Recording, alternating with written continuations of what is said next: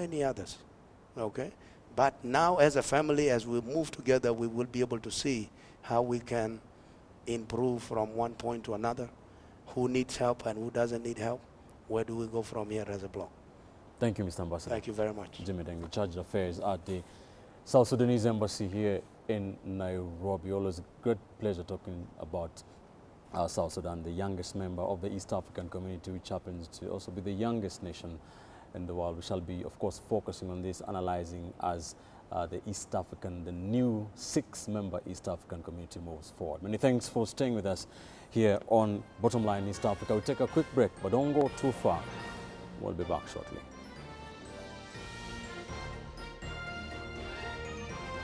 Come, Genius or Wonder. We'll bring you the story of Nigeria's floating school.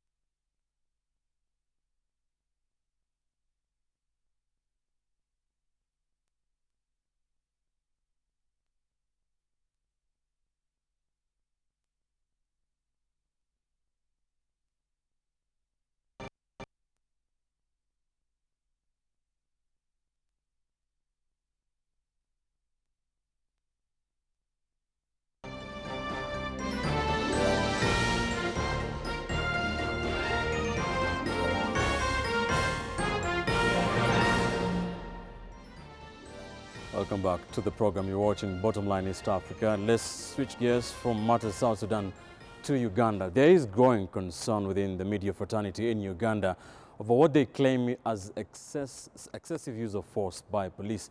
This week, journalists camped outside besieged opposition leader Dr. Kizza Besigye's home were rounded up, raising questions on the government's tolerance to media freedom. From Kampala, Solomon Srwanja explores the tensions between the men in uniform and the fourth estate. Local and international journalists have been camping at the home of key opposition leader Dr. Kizza Besigye since the elections were concluded. So have the men in uniform armed with guns and batons on duty to stop Dr. Kizza Besigye from leaving his home in what the police described as preventive arrest to avoid any chaotic scenes on the streets of the city. But while both the journalists and the police are executing their duties, there's been friction between them, and sometimes it even gets personal. We just want to know, please, if you're taking him, can you please say if he's under arrest? Is he under arrest or not? Over here.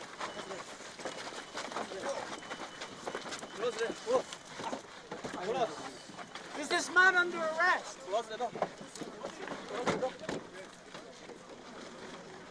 Such exchanges rather worsened the working relationship between the pressmen and women and the police officers.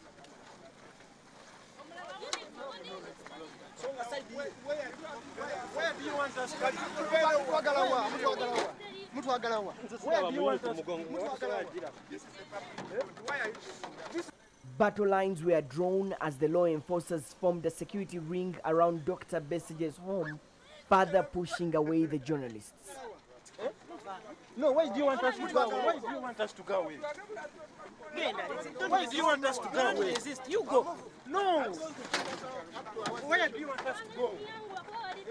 You don't own this place. You're on duty, you're on duty.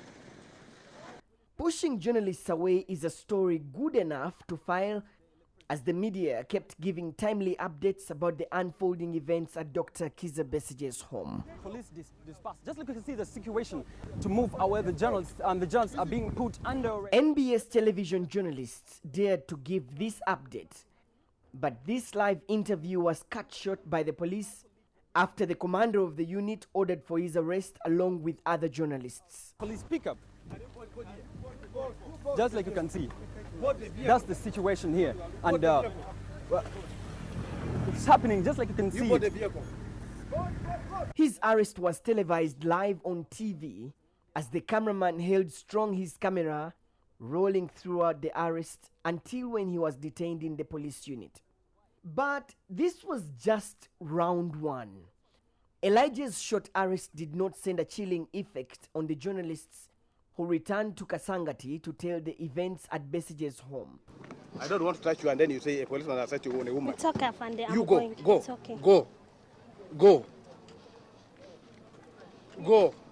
Round two was even worse, as Remy Bahati was reporting live the events at Besige's home. Running battles between journalists and the Uganda police force. Journalists have been... Solomon, as you can be able to see, police and journalists are actually engaged in running battles. They don't want any journalists to cover what is happening here. And you can see they are chasing us away. And one officer has pepper spray. They want to spray journalists as they are covering the events. You can be able to see. No. Godfrey. No. Solomon, yeah.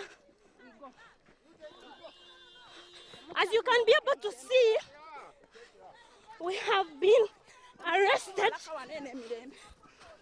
We have been arrested by police, and they're actually taking us away to unknown destination.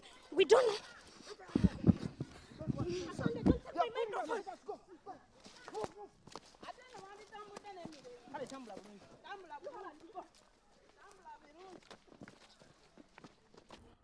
Over time, journalists have grown a thick skin against the actions of the police officers, with some resistance.